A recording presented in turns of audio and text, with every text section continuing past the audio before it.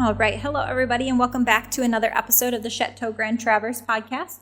My name is Megan Malloy, and I am the marketing coordinator here at Chateau Grand Traverse. First, I want to thank all of you for joining us again, listening in, whether that be on Spotify, iTunes, on our site. We're also going to have these up on YouTube and Facebook now going forward every other Friday.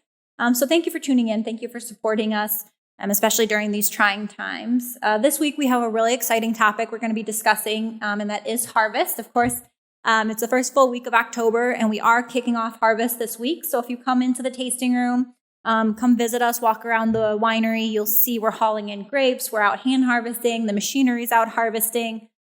So it's really an exciting time to be here. And on top of the beautiful fall colors and everything like that on Old Mission Peninsula.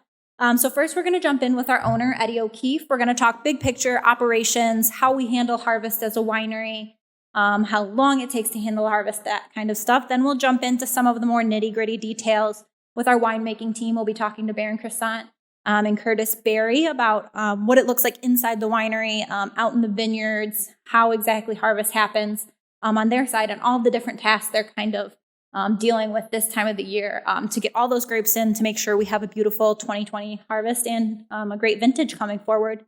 Then we'll jump into a little bit of CGT news. We're just going to talk about some new wine releases we have, some changes to our operations, so you'll want to check in there. And then finally, we'll end with a staff spotlight, and we're going to talk to one of our staff members here at the winery. So without further ado, I'm going to jump in with Eddie O'Keefe. I'll be right back. All right, and we are back with our president and owner, Eddie O'Keefe. We're going to jump in with him, talk about some big picture, what harvest looks like here at CGT and how we kind of operate in October during this busy season. So thanks for joining us, Eddie. Thank you. Of course. So I guess to start, why is harvest such an exciting and long-awaited time here at CGT?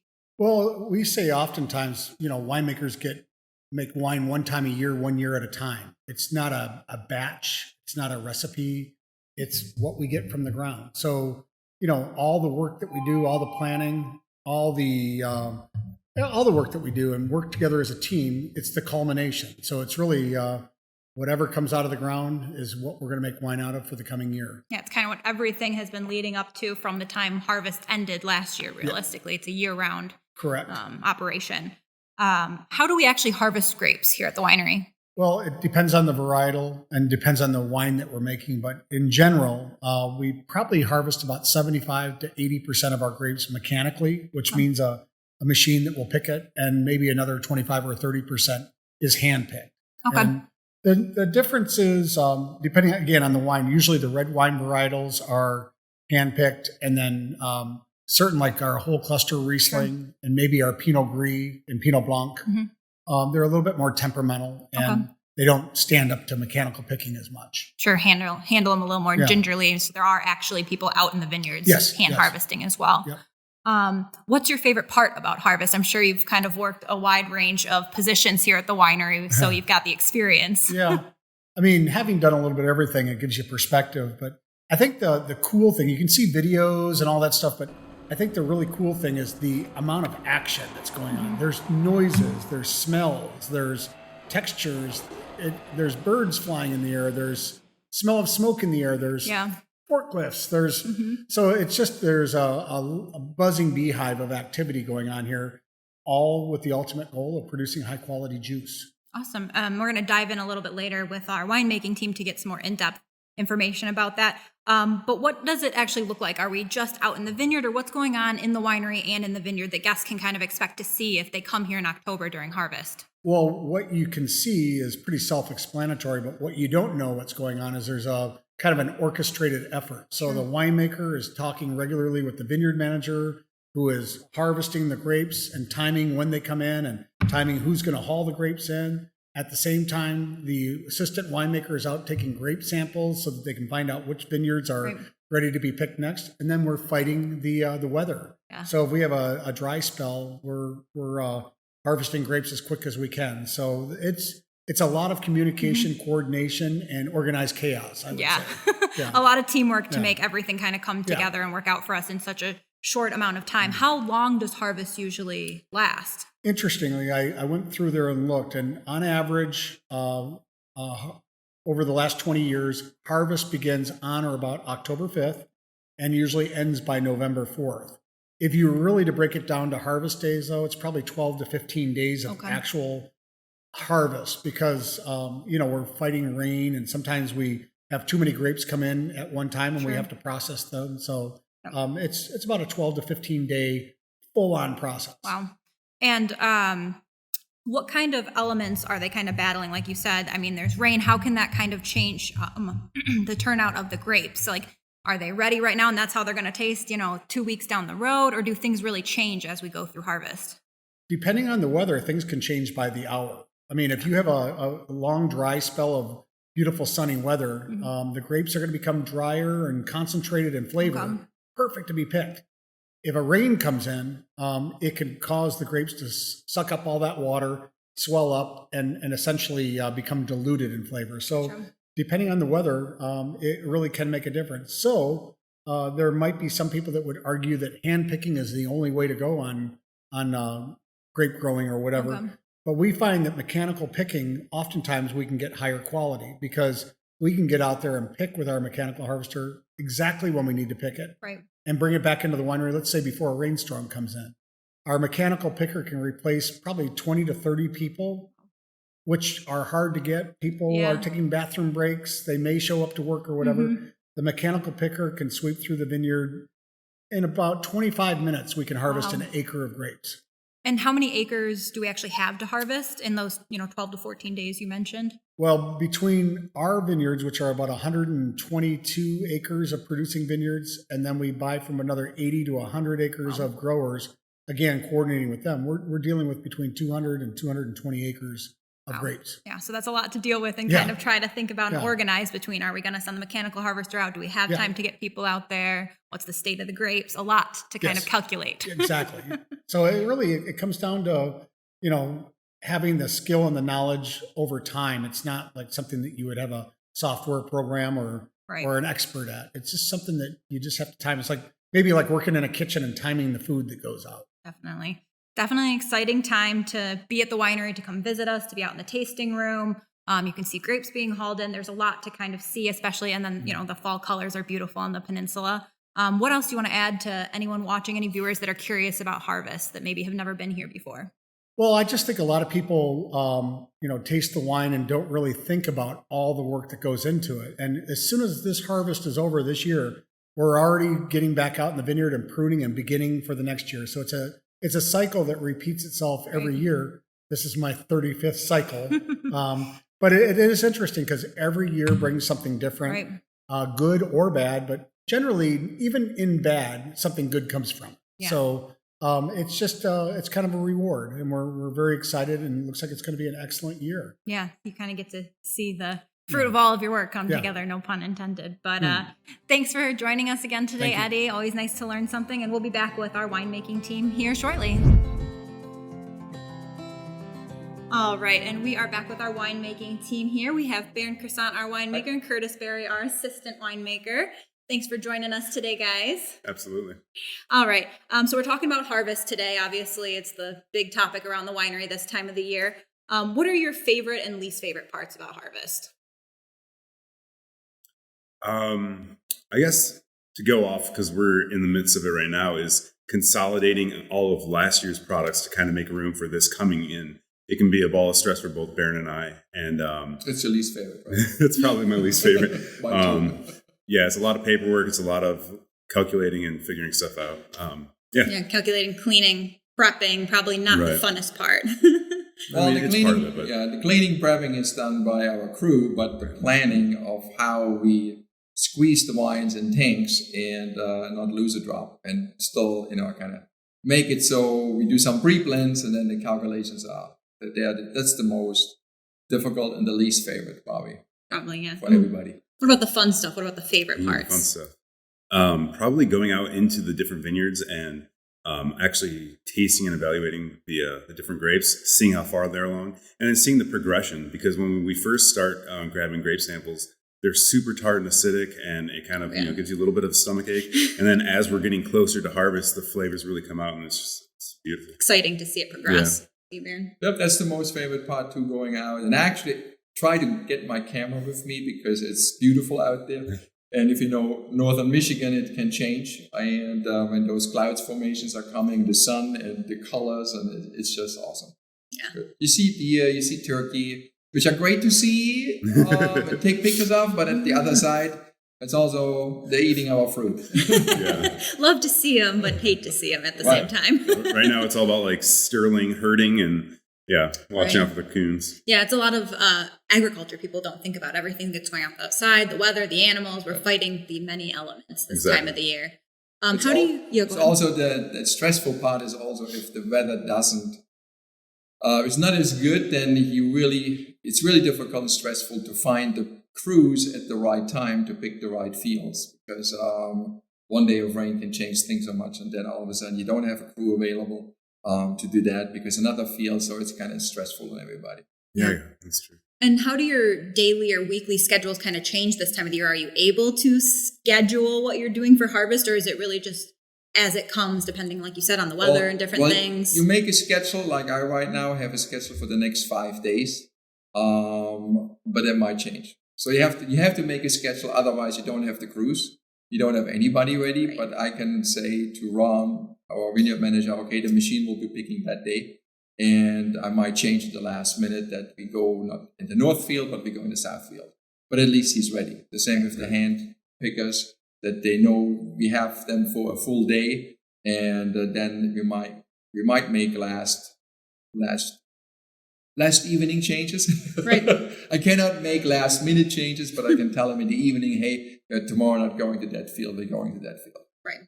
It's Michigan, so it's Michigan. It's a daily basis of how it changes, but we have an idea. It's a loose schedule, organized chaos. But we had harvests where you could plan it out, and the plan was set, the schedule, and you could plan it out 3-4 days, and it was a breeze. So you guys talked a little bit about what you're doing right now as far as calculating, planning, cleaning, prepping. What's going on inside the winery and out in the vineyard? How does harvest kind of progress? What do those steps look like? So right now our crew is basically sanitizing, brushing, and cleaning, getting everything ready for harvest. That's been going on for a couple weeks, but and then right now again, so Baron and I have been doing a lot of consolidating and just kind of getting everything ready so that we're ahead of the game for when harvest starts. We're ready to go at it. In the vineyard, though, the guys have just been going around making sure that we still have a harvest to harvest, and then chasing birds. Chasing birds. Checking the netting. They do some last harvest preparations, cleaning their equipment, getting it ready, tractors and equipment. I know what else to do. Irrigation lines. We're going to check that because we're done with that. So they kind of wrap up a little bit what we don't need anymore for the season. So because they have some time. For them, it's a little bit more leisurely than for us. We are, as Curtis said, we are busy with all kinds of stuff. And we were bottling till end of last week. That was the other one, lots of bottling. And then from there, you don't want to jump right into picking grapes. So now it's setting up, moving everything we don't need into another warehouse and making room, bringing harvest bins in, getting barrels ready. So it's a lot. Yeah. I mean, to go off that too is also making sure that we have enough, additives for when harvest comes, looking at what we had last year left over and then what we need to get this year to make sure that when harvest does come, we're not high and dry and, oh no, what do we do now? Right. And we're looking at starting to pick this week. What does it look like as they start hauling in those grapes? What do we do when the grapes arrive?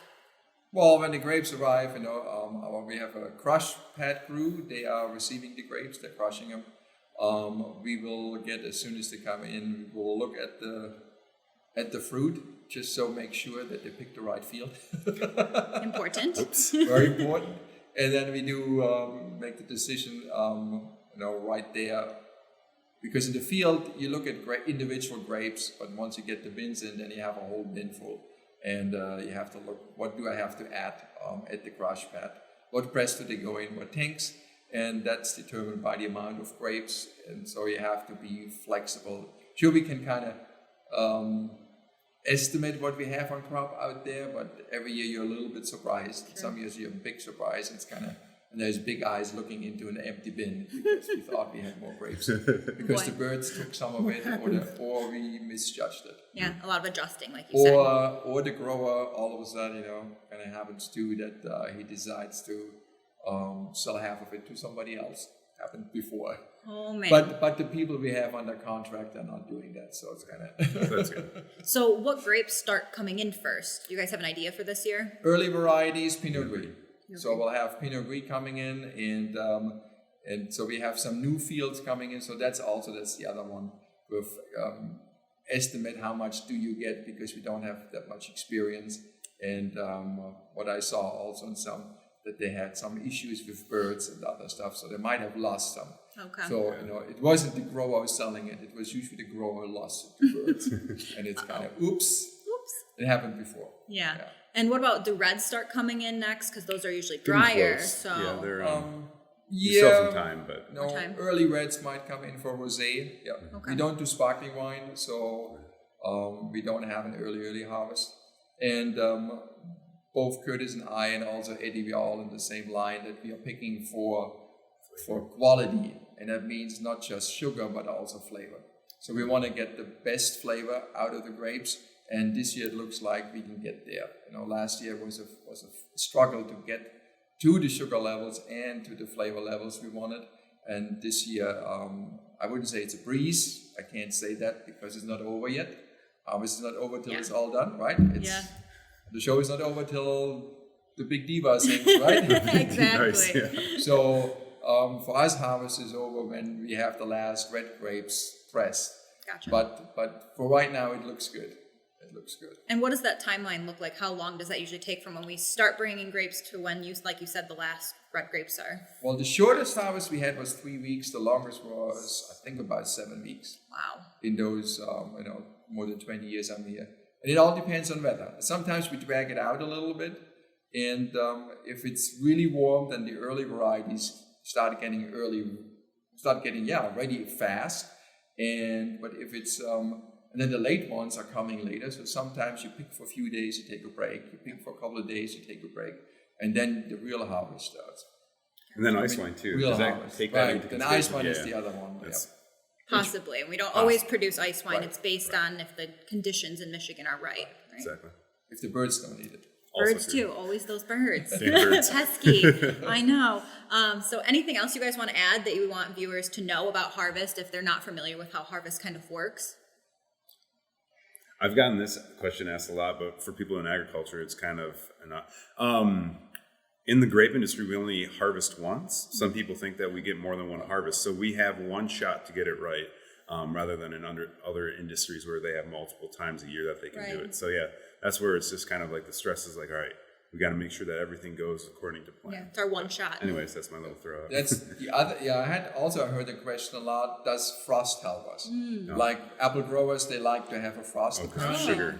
Yeah. But that was in the past. The new apple varieties don't want a frost. So, and it's the same with the grapes. We don't want a frost. So we don't want a frost.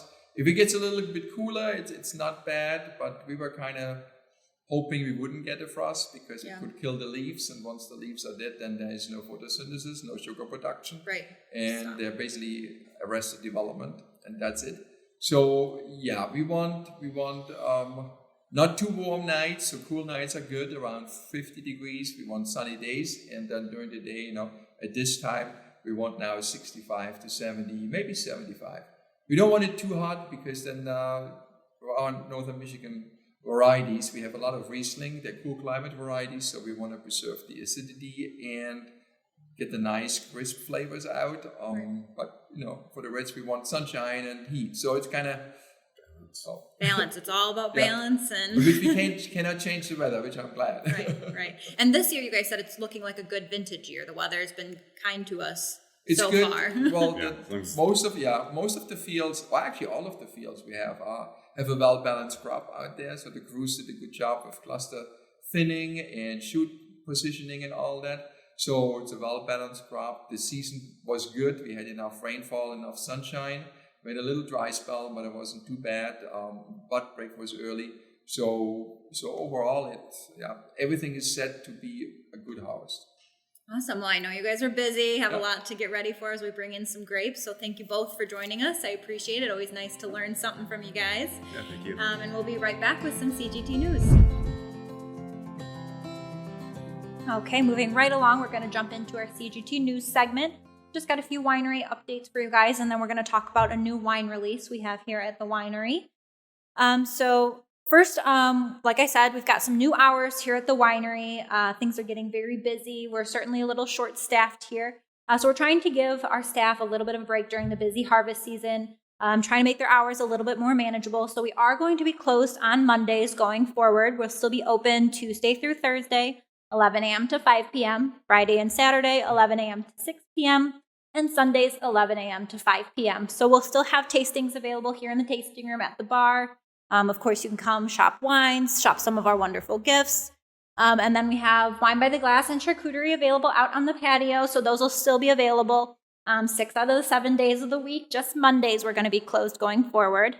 So we really appreciate your patience and understanding. Our staff works really hard to keep the wine flowing and keep our doors open during these ever-changing times. So we appreciate your understanding there. That's really our only winery update we've got going on right now. And then we do have a brand new vintage here at the winery. This is our 2016 Pinot Noir Reserve.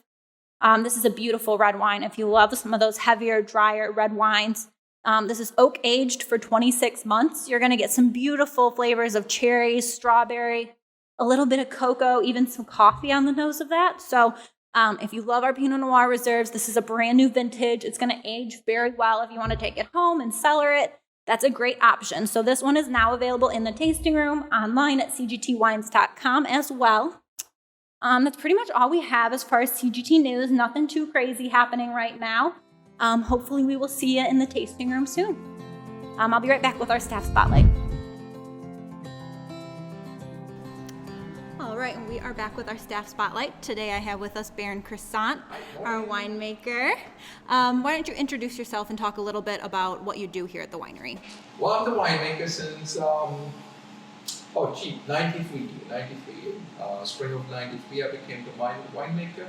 I was vineyard manager before, and I was born and raised in Germany, and got my education over there, worked, and I came over. Yeah, and I'm responsible for all the winemaking, and since 93, and now we have also Curtis, our assistant winemaker, which helps me for the last few years. So my duties range from basically everything related to wine, but also I'm involved with the vineyard, making some decisions out there, what we planned, how we planned it, and also with trellis systems and so on, training systems. I can put my input in. I'm not responsible, but I put my input in.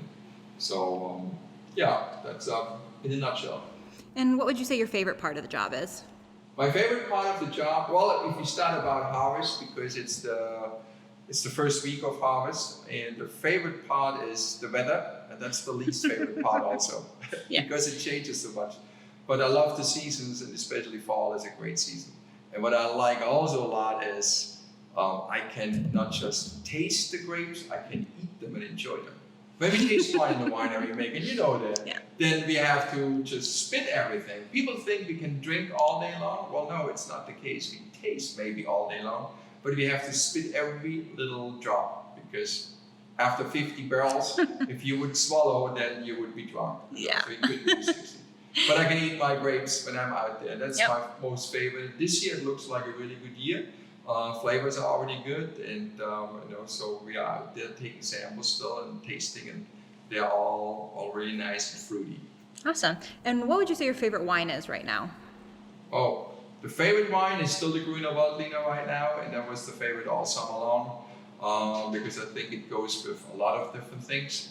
The other favorite is the dry Riesling, and then also Chardonnay barrel fermented on the whites. On the reds I like it's the Silhouette I like a lot. I like the Merlot, but it all depends on the food.